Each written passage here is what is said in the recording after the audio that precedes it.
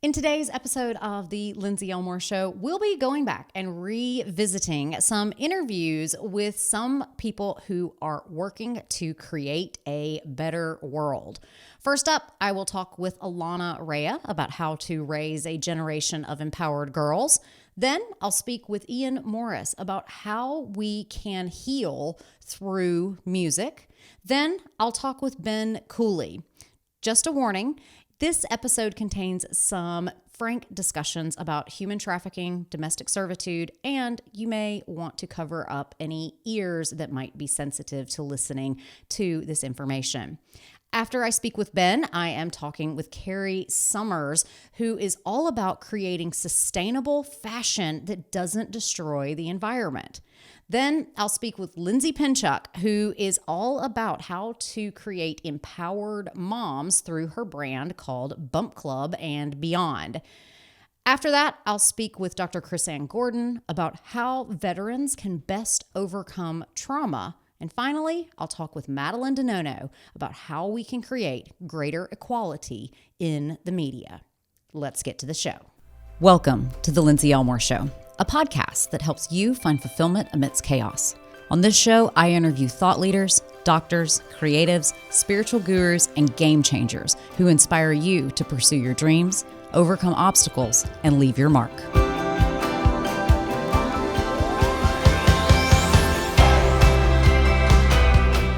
Way back in episode 2, I spoke to Illana Raia about why it is so important for girls to get mentorship between the ages of 8 to 14, why she decided to leave her powerful job to start her company, Etra, and why she wants young women to feel empowered to keep doing sports, keep playing their instruments, and always remembering to raise their hands instead of lowering their standards. One of the things that is so inspiring to me about you is that your life has taken several different leaps of faith. 100%. Leaving law practice and what I'm assuming was a powerful job, a well-paying job, a well-respected job, all the things that are supposed to be the feathers in our cap that we're looking for. You left to start Etra because you wanted to challenge young girls to figure out who they wanted to be. So tell us how all of that came about. It happened just the way you're talking about it. And all those feathers, by the way, I loved my job. Yeah. I loved being a lawyer. I loved law school. I never thought that I would have as much fun doing anything else as much as I loved being in law.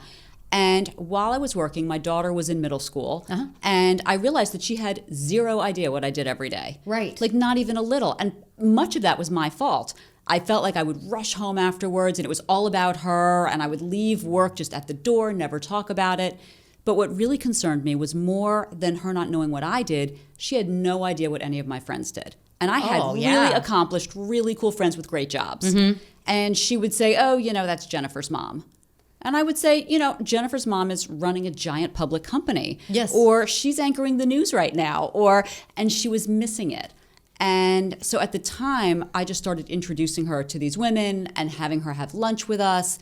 But when I decided to leave law and I retired in 2014, I just knew that I wanted to do something with mentorship. And so part of that was my daughter, and part of it was a hat tip to all the women who had mentored me. Yeah, absolutely. I had tremendous mentors my whole career. Yeah, so tell us about, I think so many women are of this misconception of like, I have to find my mentor. And I think a lot of times mentors present themselves and it's much more organic if you just let it happen. Yes. So how, if someone is out there listening and they just go, I don't even know where to start with a mentor. I don't know.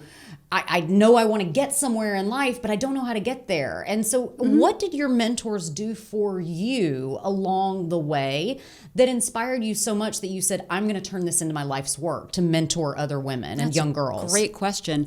In the law firm world, I think I learned by osmosis. They let me literally stand at their side, learn at their cuff, and just watch. Yeah. They took me everywhere. They never shut down a question, and I asked 1,000 questions.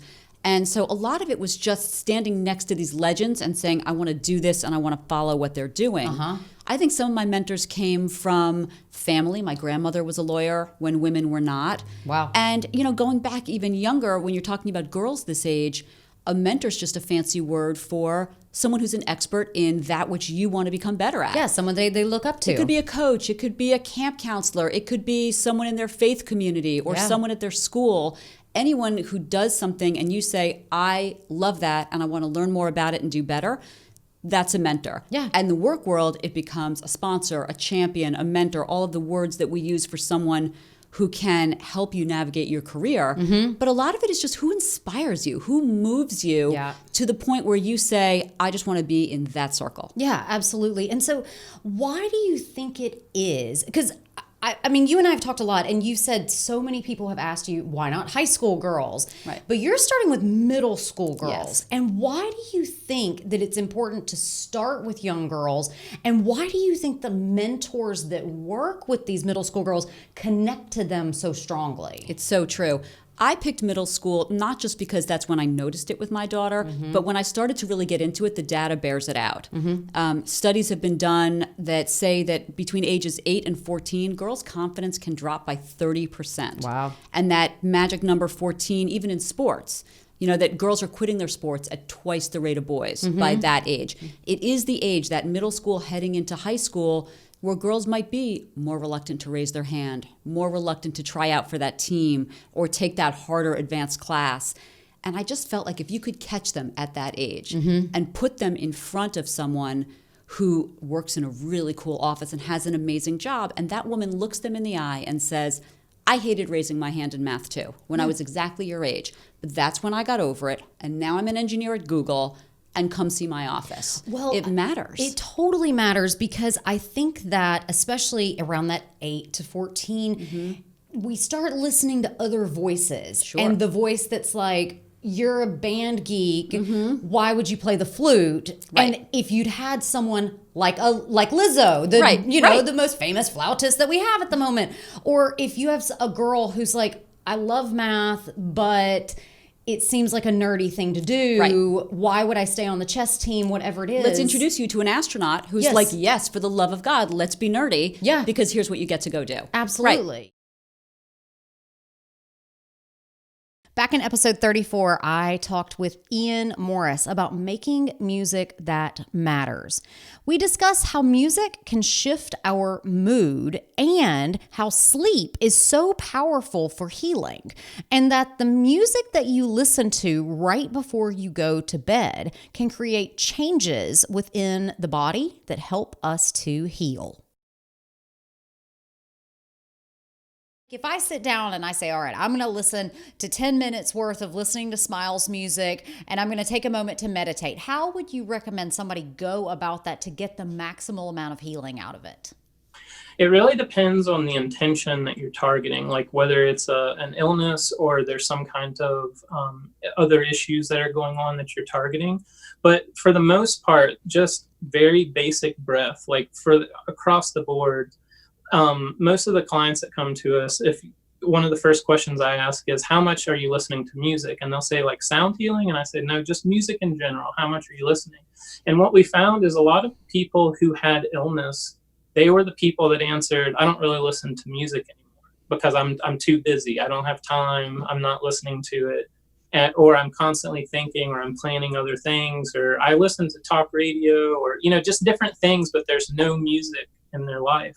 And so that's one of the first things we work on implementing, is just helping people to understand how big of a mood enhancer music is.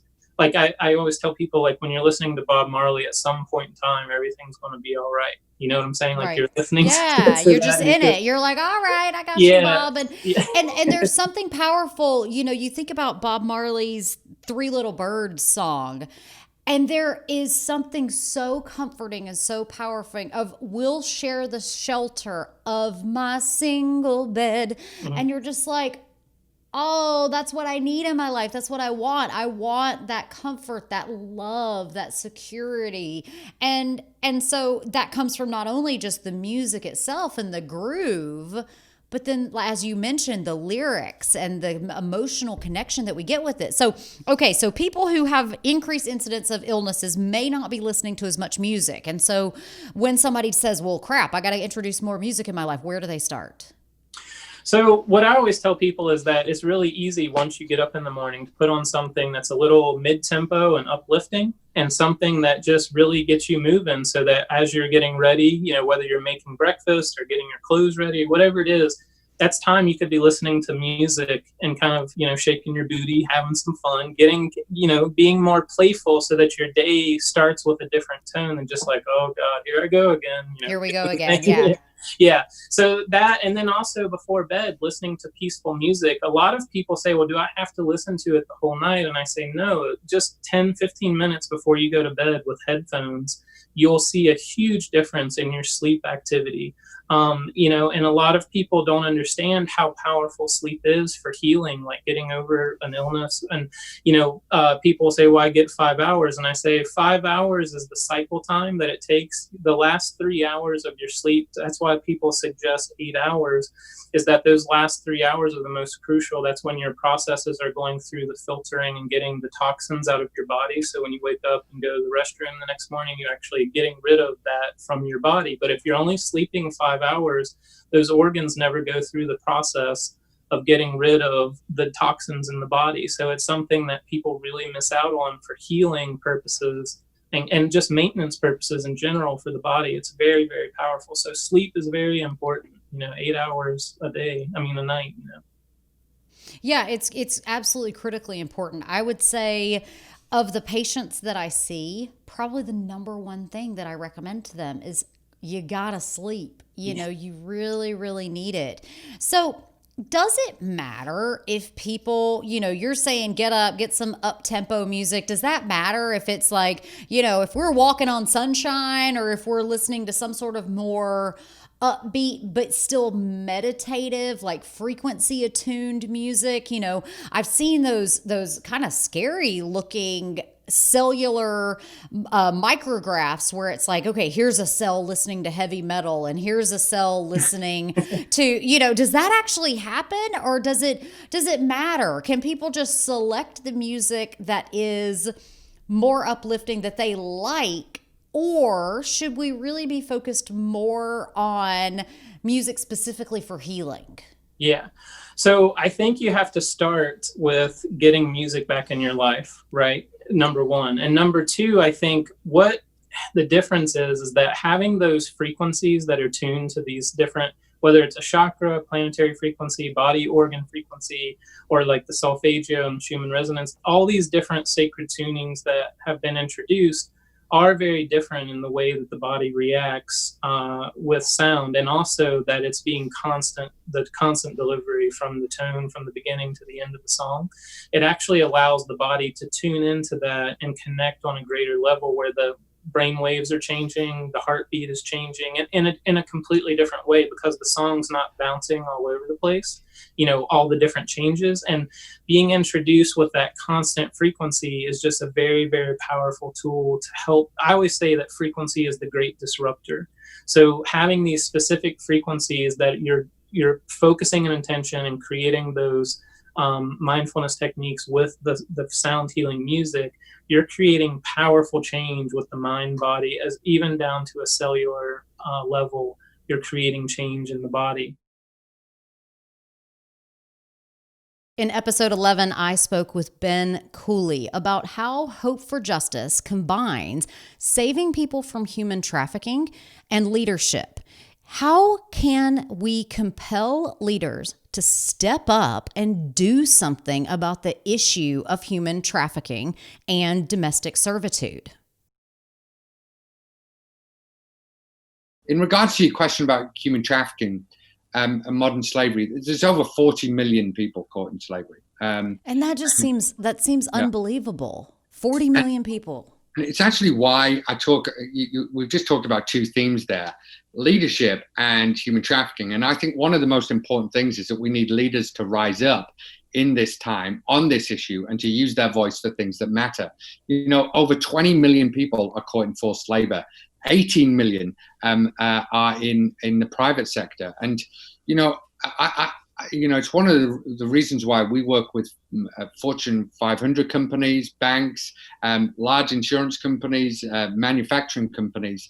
AstraZeneca, you might know, one of the companies that are part of our membership, Aviva, some of the large supermarkets across the world, because there are millions of people caught in our supply chains. I mean, we just have to look at, I'll give you an example. We look at the rise of batteries and how we want to, be careful of the environment, and we want our eco cars and our phones to last longer, and actually the impact of that is that there are children that are being enslaved in Congo, because over 70% of the world's cobalt mining comes from Congo.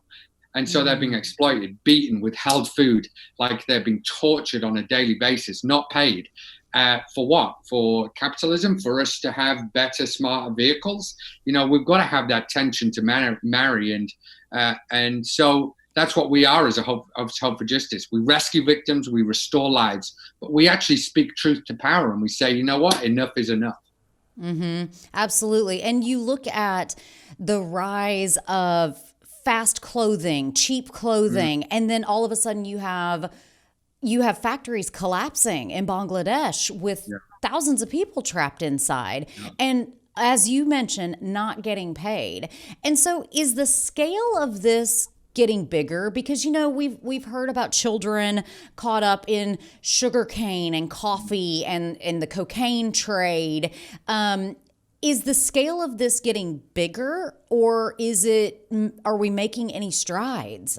Yeah, well, we are making strides. I mean, in reality, like last year, you might have seen on CNN, Fox News, BBC, we broke down the largest gang in British history. But I think one of the interesting things is now 71% of businesses believe they have slavery in their supply chain.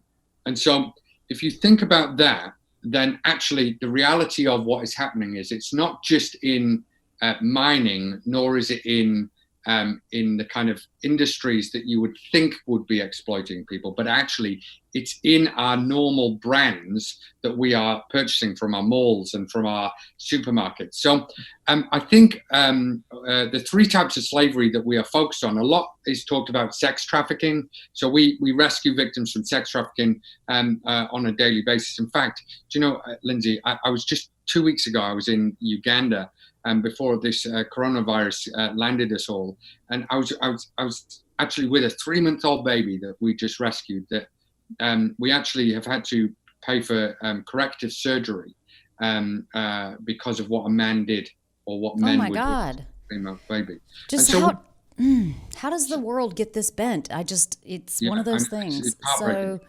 yes, absolutely. Okay, so sex trafficking is one of the types of forced labor is one of the other major ones, and so that's your factories. In fact, we work with governments all across the world now to address this, because we broke down the first ever slavery in the supply chains case in Britain. Was we rescued 33 people from a factory that were making beds for two of the largest retailers in the UK.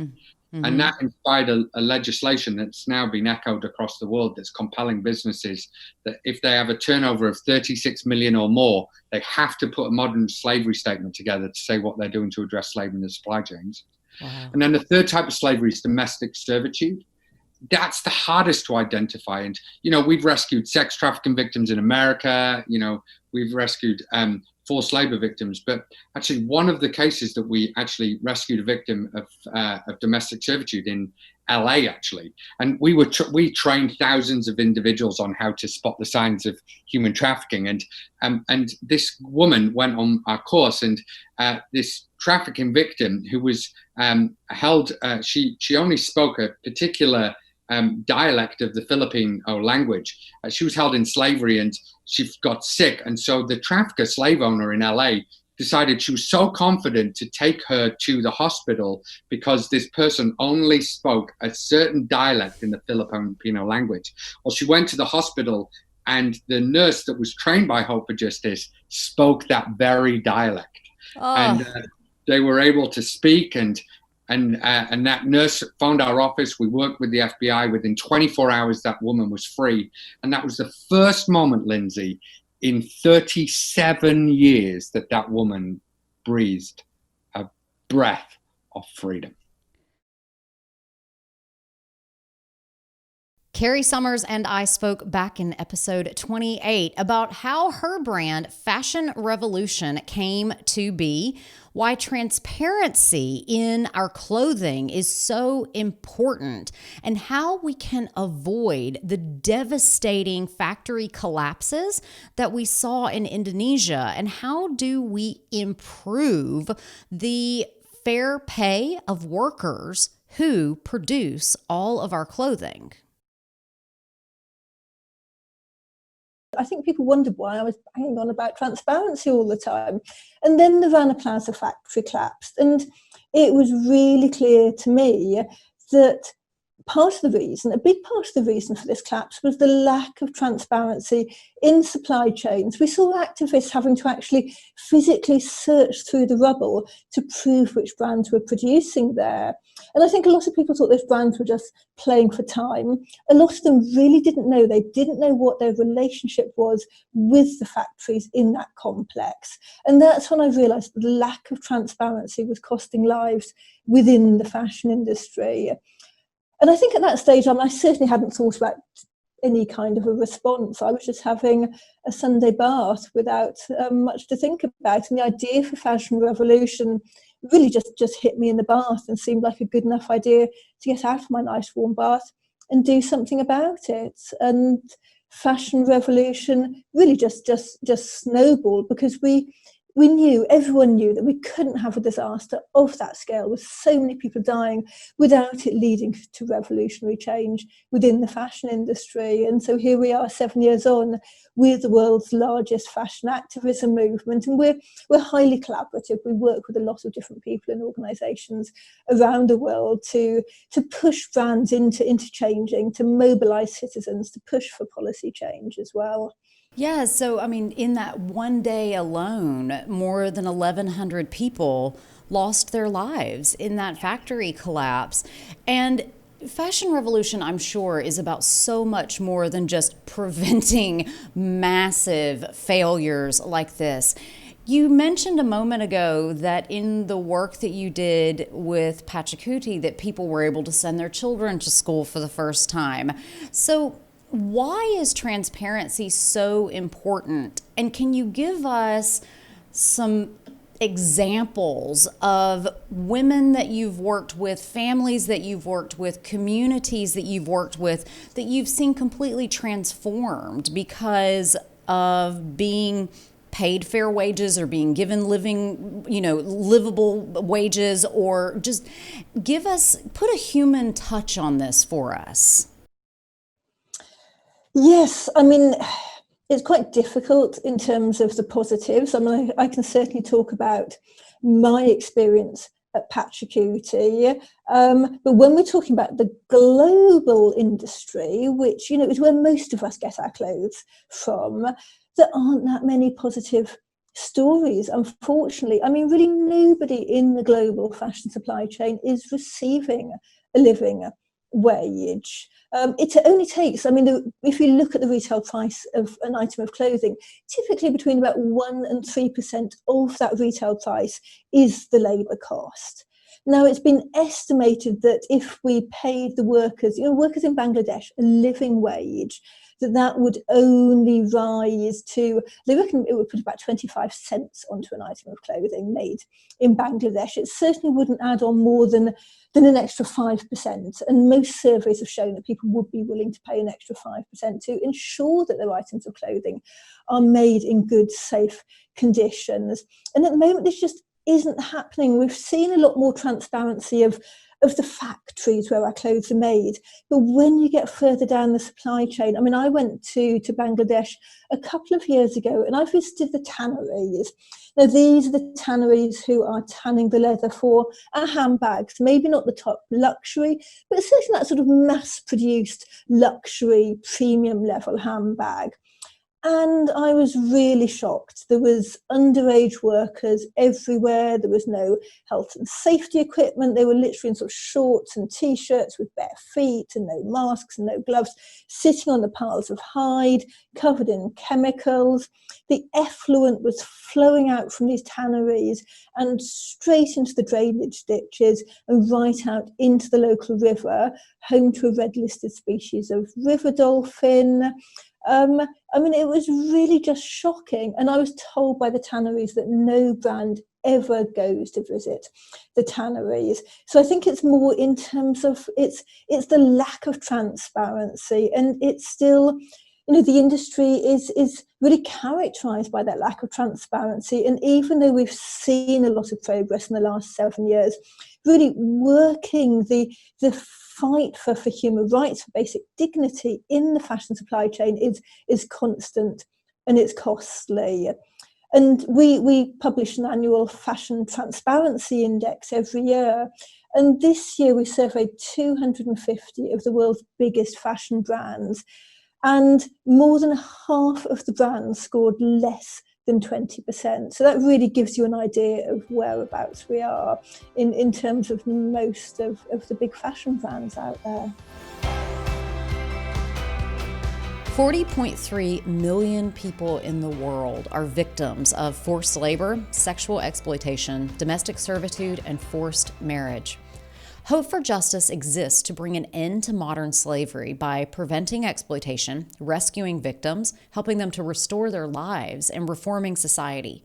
I love this organization, their leadership, and their commitment to give as many resources as possible to rescuing victims. If you would like to join the mission to end modern-day slavery, head to www.hopeforjustice.org/donate. That's www.hopeforjustice.org/donate. Join me in supporting the movement to end modern slavery. Lindsay Pinchuk saw a need in the marketplace to create more resources for pregnant women to go and get interactions with other women where they could ask pregnancy questions and create a safe space for prenatal support. That's why she created Bump Club and Beyond, and I talked to her all about it in episode 30. I'm excited to talk to you today because I think that a lot of women see a need in the marketplace and go, I'm going to do something about this. And they just kind of muddle through it and they don't quite know how to get traction.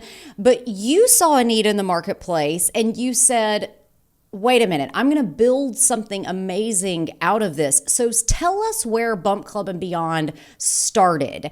What void in the marketplace did you see and how did you want to fill it?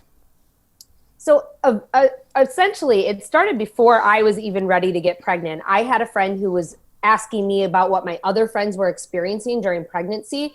And I kept saying to her, you need some pregnant friends. Like, I'm not here yet. I'm not at that point yet. And I was helping her to look for resources in Chicago, and there really weren't any. There was prenatal yoga, and that was about it. And I knew that when I eventually started my own family and got pregnant, that I would want to have resources and information and support and friends along for the journey. And so initially it didn't even start with myself, but then when I got pregnant myself, I said to my husband, there is a business to be had here because there is nowhere for me to go in person. And really that was the big catalyst. Was there's so much information online being thrown at you when you're pregnant, but I really wanted that in-person connection with other women who were pregnant at the same time as me. And truly, none of my closest friends were pregnant at the same time as me initially. We all have third grade girls going into fourth grade now. And so I was just the first one. So when I got pregnant, I said to my husband, all right, I'm going to set up an event and I'm going to just see what happens. And really it was a lot of trust in my gut and putting my mindset, what do I want and what do I need right now? And at the time, I really needed community and support. So I created a prenatal workout event with a local boutique fitness studio here in Chicago. And we did a maternity shopping event with also a local maternity boutique. And you have to remember at the time, there was no business Facebook pages. that wasn't a thing. I mean, it was like, there was no Instagram, there was no Snapchat, like, you know, it was a very different social landscape. And I was working in publishing and advertising and marketing, and I sent out an email to everyone I knew, and we had like 50 women show up to these first events.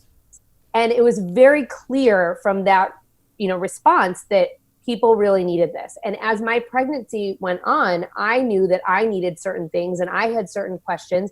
And so I really started building events based on what my needs were. We started hosting dinners where, you know, we would talk about breastfeeding or sleep or childcare.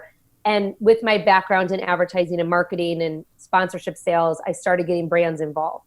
You know, I always say that pregnant women are a marketer's dream. Oh my gosh, absolutely they are. You know, we're looking, you know, you're looking for so much at that time. And so, you know, with my background, it was very easy, and also being in the demographic at the same time, to really build an authentic connection with this audience through my own experiences. And so that is really how Bump Club started. So when you realized that, like, whoa, we had 50 women show up to this first event, and you realized that there were a lot of women who had that same emotion that you did, which is, I need a community of support. What were some of the surprises that continued to roll in? So you were surprised that you had 50 women come in, a surprise that this many people needed this information. What else surprised you along your journey? You know, I think at first a lot was just, you know, like people were very surprised, the demographic, and now this is not a surprise to me, but at the time, you know, every person is different and every person handles situations differently. And at the time I was very surprised by just how much people were just really seeking out information. And I was also surprised by how much information there was online that was just not good information. And for me, it started to become more of a, I want to be able to give the best resources and the most trusted experts and the most trusted information to this audience, because I don't want people to get bad information. And there's so much of it out there.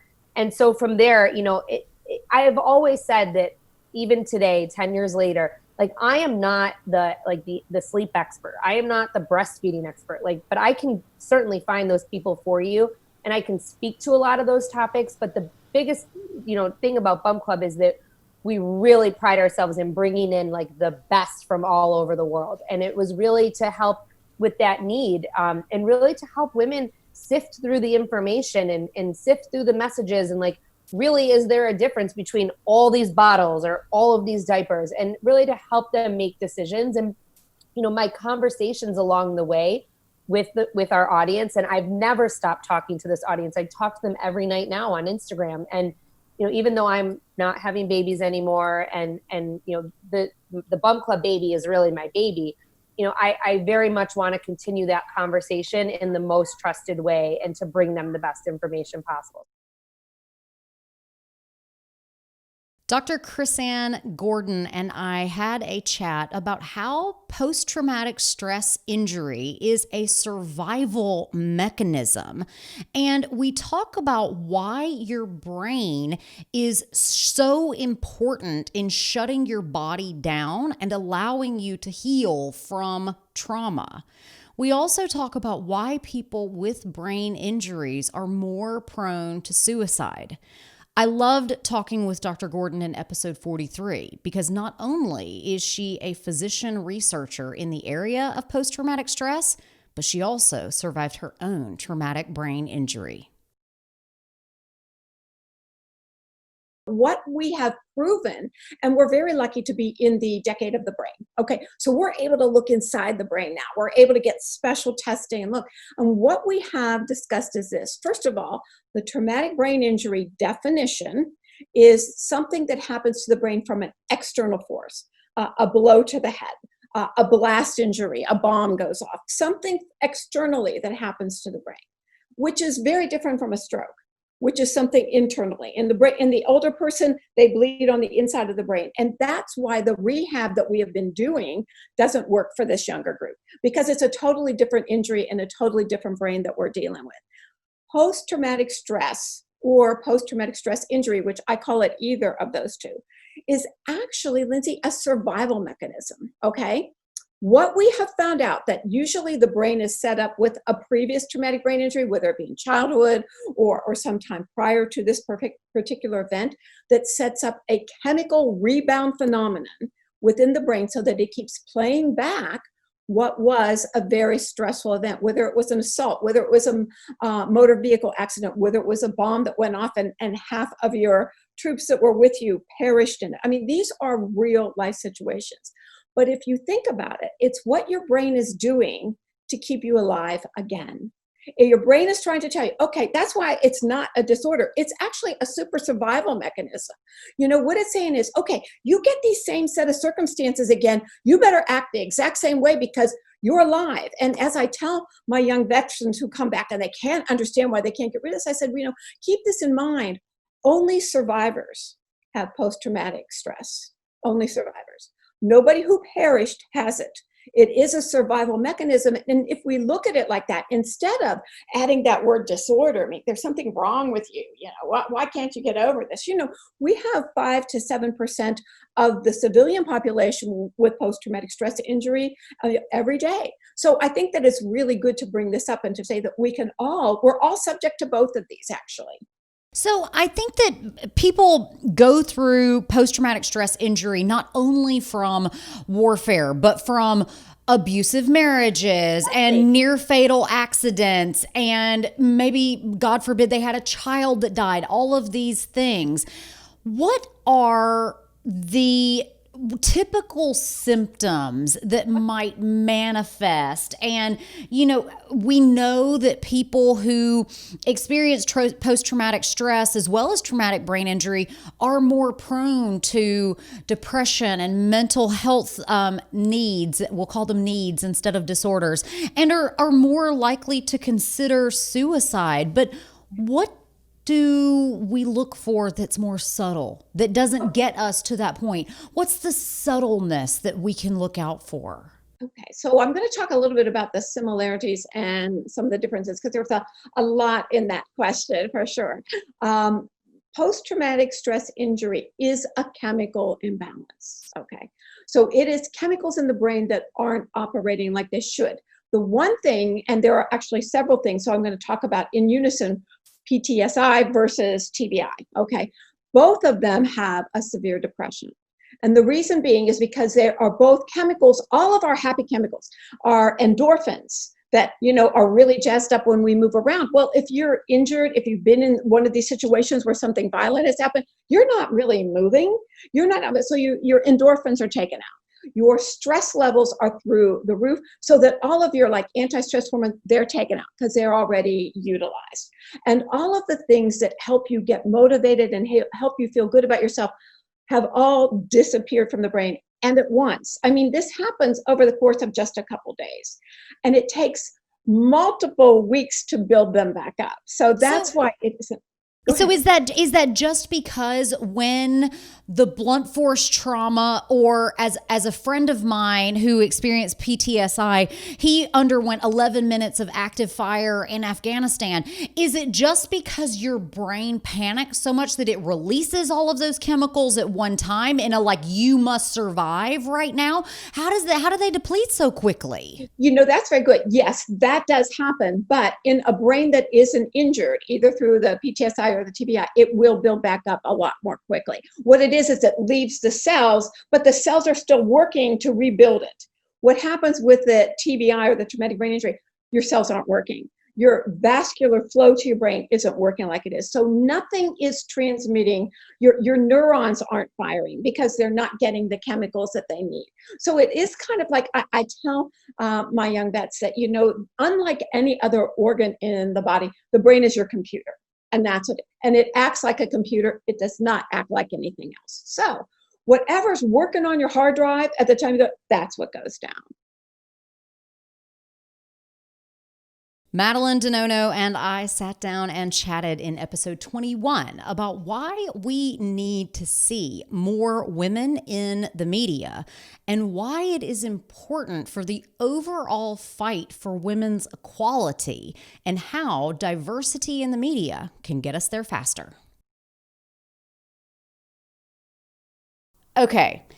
We really haven't seen a lot of progress on this topic in decades. Why do you think now is the time that we can actually create this change?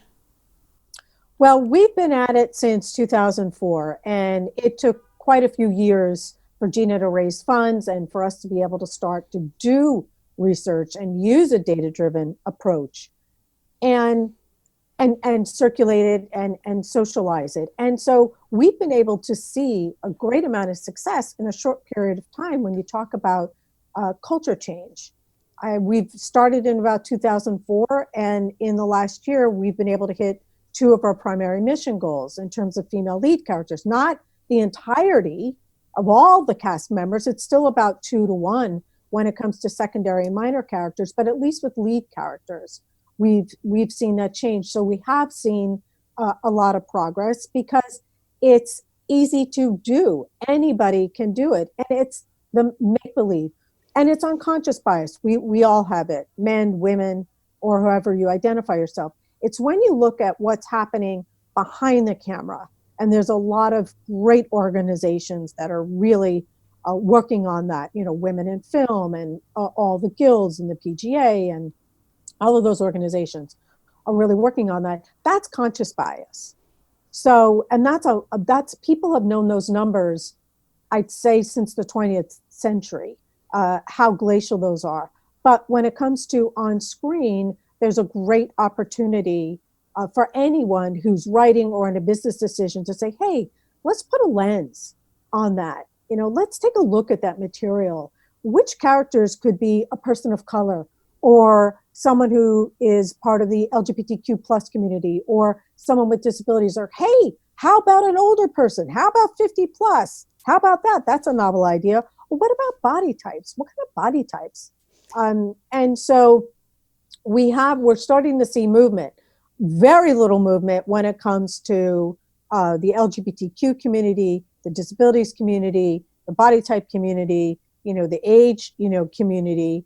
But we're seeing a lot of movement on the gender and actually on the race, where we continue to see on the people of color side, those numbers moving upward. So we are seeing progress, but it takes time. And I will say that with the proliferation of streaming platforms, there's thousands and thousands and thousands of hours of programming that we're all consuming on the streaming platforms. And they can move a lot faster than film. And I'd say the storytellers that can move the fastest of them all is our advertising community. I mean, that's really, when you think about the grandfather, the grandmother of storytelling, it's our really short form stories that are told in advertisement, and they're on air 365 days a year, so they can move really, really fast. So I think in the next 2 to 3 years you'll see a lot more change happening. One of the reasons that I decided to start a podcast was because I wanted to do my part in creating a better world. That's why I've loved this episode so much. The interviews that I had with Illana and Ian and Ben and Carrie and Lindsay and Dr. Chrisanne Gordon and Madeline just make me know that each and every one of us has the power within us to create a better world. How you can do it depends on what you're passionate about. What do you love? And what world do you want to live in? Thank you so much for listening to today's episode of The Lindsey Elmore Show. If you haven't done it yet, I hope you'll go back and listen to episodes 50 and 51, where we revisit some of the best interviews that we've done about business and authenticity, as well as health and wellness. The Lindsey Elmore Show is written and produced by me, Lindsey Elmore. Show segments are produced by Sue Procco and Kelsey Lorman. Production design, sound design, and editing is by Jive Media. If you have a question about this or any other episode of the podcast, send us an email to hello@lindseyelmoreshow.com. And hey, since you're still here, take a moment to subscribe, rate, and review this podcast. And while you're at it, go over and follow us on Instagram @Lindsey Elmore Show. This helps us bring the pod to more people.